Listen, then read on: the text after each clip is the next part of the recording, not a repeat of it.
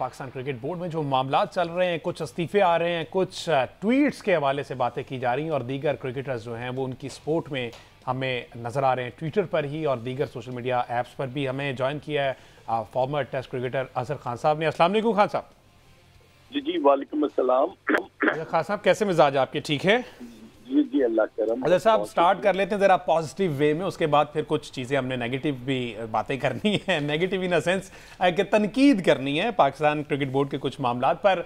England के खिलाफ 3 साल 8 महीने के बाद हम सीरीज जीत गए हैं। सबसे पहले तो सम अप किस तरह से सीरीज को करेंगे, क्रेडिट किसको जाता है, कंडीशंस किसके लिए सूटेबल रही ओवरऑल, अगर आपसे मैं जानना चाहूँ तो?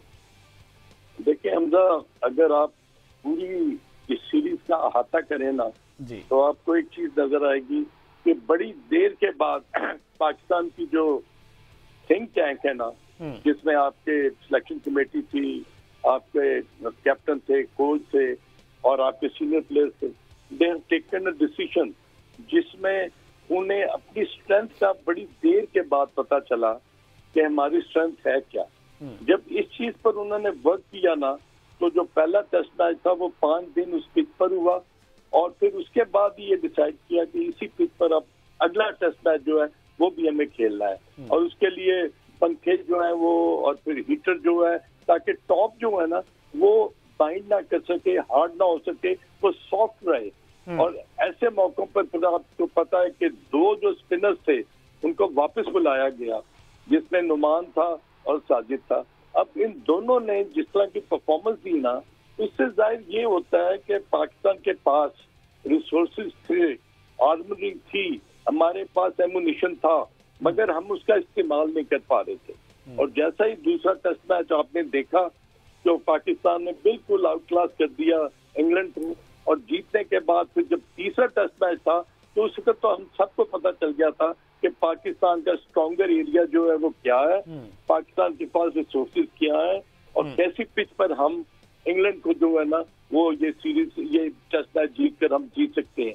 इन स्पाइट ऑफ दिस के पाकिस्तान टॉस हारा, मगर उसके बाद जिस तरह की दोनों आपके स्पिनर्स ने बॉलिंग की, प्लस इन्होंने जो बैटिंग की है ना, that has change the whole scenario of the game. तो इन माय ओपिनियन दोनों टेस्ट मैच जो थे वो पाकिस्तान ने आउट क्लास किया in all department of game और सेशन जीते। सेशन जीतना टेस्ट क्रिकेट में बहुत जरूरी, बिल्कुल, और वही आपने चीज देखी फिर। बिल्कुल सर, अस्सलाम वालेकुम, आकिब कुरैशी है, कैसे हैं आप? ठीक हैं जी अल्लाह करम। अच्छा सर, ये बताइएगा, अभी आपने रिसोर्सेज की बात की है, रिसोर्सेज ऑब्वियसली हमने यूज़ किए और हम ये जीत गए, तो इस रिसोर्सेज को यूज़ करने का मास्टरमाइंड किसको समझते हैं? क्योंकि आप खुद भी सिलेक्शन कमेटी में रह चुके हैं, चेयरमैन भी रह चुके हैं, बाकी सिलेक्शन कमेटी इतनी पावरफुल होती है कि वो पीछे भी चेंज करवा दे? नहीं, मैं आपको बताऊं कि सिलेक्शन कमेटी का काम जो होता था ना, वो टीम को सिलेक्ट करना होता था। 15 किए। अगर होम सीरीज में आपके कॉन्ट्रैक्ट में ये मेंशन है कि आपने 11 अनाउंस करने हैं, तो आपका चेयरमैन सिलेक्शन कमेटी जो है ना वो और आपके सिलेक्टर्स वो टीम मैनेजमेंट के साथ बैठ के डिसीजन लेते थे। अब जो आपका सवाल है उसमें I think credit must be given to the selection committee, जिन्होंने आउट ऑफ द बॉक्स जाके ना ये डिसीजन लिया। हम एक टेस्ट मैच हार गए थे और आप देखें कि उस टेस्ट मैच हारने के बाद कितना ह्यू एंड क्राई हुआ, कितना रिडिक्यूल किया गया पाकिस्तान टीम को। तो उस सिनारियो में कब बैक करना उस पिच पर जो कि ऑलरेडी 5 दिन आप खेल चुके थे, तो मेरा अपना यह ख्याल है कि टीम मैनेजमेंट को और सिलेक्शन कमेटी खास तौर पर आई थिंक कि मे भी के लोग आकिब जावेद का नाम ले रहे हैं, मेरा ख्याल है कि उसमें अलीम डार का भी जो कंट्रीब्यूशन है वो भी हम ना भूलें, क्योंकि वो अंपायरिंग करते रहे हैं।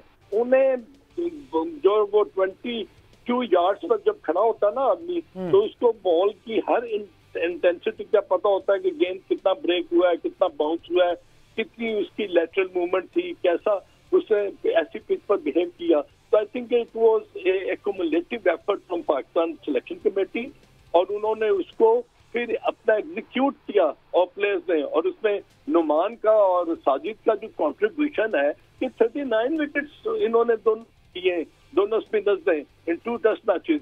एक सिर्फ जाहिद महमूद के हाथ आई। तो अब आप इस सिनारियो में अगर देखें तो ये क्रेडिट टीम को जाता है, प्लेयर्स को जाता है, कैप्टन को जाता है, सिलेक्शन कमेटी को जाता है। On the whole Pakistan cricket board should also be complimented for this effort. बिल्कुल इसी तरह है, और ये सारी सूरत हाल बिलाखिर पाकिस्तान को जीत जो है वो नसीब हो गई और इसकी बड़ी असल ज़रूरत थी खान साहब। अच्छा खान साहब, दूसरी जो बड़ी खबर ये गैरी कर्स्टन के हवाले से आ रही है, उस पर भी मैं आपका कमेंट लेना चाहूँगा कि माजी में भी आपने कोई ऐसी मिसाल मौजूद है कि जो मुआहदा किया हो उससे कबल ही जो हेड कोच हो, फॉरनर हो, वो पहले से गिव अप कर दे कि जनाब मेरे हाथ खड़े हैं, अगर मेरी बातें नहीं मानी जाएंगी तो आई एम गिविंग अप, मैं छोड़ रहा हूँ। तो इस तरह की कोई माजी में मिसाल है? देखिए Hamza, Gary Kirsten is a totally different personality. वो आपको पता है कि जब वो वर्ल्ड कप में गए तो उसके बाद जब वापस आए तो मीडिया में भी बड़ा हाइप बना कि हाँ जी। गैरी कर्स्टन ने बहुत सारी चीजें जो है ना उसके बारे में जो अपनी राय दी है, यूनिटी नहीं है, फिटनेस नहीं है, बिल्कुल हो गई। और आपको भी पता है, हमें भी पता है कि उसने पाकिस्तान क्रिकेट के बारे में क्या अपने जो ख्यालात थे वो जाहिर किए। अब यहाँ पर अगर आप कंपैरिजन करें ना, तो गैरी कर्स्टन को जब बिल्कुल ये पता चल गया कि मुझे सिलेक्शन से भी, मुझे कोचिंग रखने में भी और मुझे थिंक टैंक में बैठकर अपने ख्यालात का इजहार करने पर भी मेरे बाहर लग गया, तो वो जो साउथ अफ्रीकन है ना, यहाँ कोई बुरा आप कह ले, तो ऑलवेज टेक अ डिसीजन जिसमें वो समझते हैं कि वी आर नॉट बॉदर्ड कि यार हमारे बारे में कोई क्या सोचेगा। वो ये कहते हैं कि जब एज अ कोच मैं टीम के बारे में, टीम की सिलेक्शन के बारे में और टीम के थिंकिंग के बारे में अगर मैं बात नहीं कर सकता, this is a high time for me to quit and sit back in South Africa. तो आई थिंक वो उन्होंने पाकिस्तान की जो सिनारियो था ना क्रिकेट का, उसको सामने रखते हुए ये डिसीजन लिया। और ये डिसीजन आपके सामने है कि दे आर नॉट बॉदर्ड कि उनका 2 साल का कॉन्ट्रैक्ट था, 1 साल का कॉन्ट्रैक्ट था। तो मेरा ख्याल है कि जब सिलेक्शन कमेटी को इतना पावरफुल बना दिया ना कि जिसमें तमाम डिसीजन उन्होंने लेने थे, तो फिर वो कोच कहता कि मेरा तो अब कोई काम नहीं है, मेरा ख्याल मुझे तो घर ही बैठना चाहिए। अच्छा, दूसरा मैं आपसे ये भी जानना चाहूँगा, क्योंकि अब ये सारा का सारा क्रेडिट जो है वो आकिब जावेद को जा रहा है और उन्हीं का इनाम भी आगे आ रहा है, अगर वो फर्दर आगे फ्यूचर में करते हैं तो समझते हैं फौरी तौर पर इनका रिज़ाइन एक्सेप्ट करना ये ज़रा आकिब जावेद साहब के लिए भी जो है वो फ्लोर खाली करवाया जा रहा है?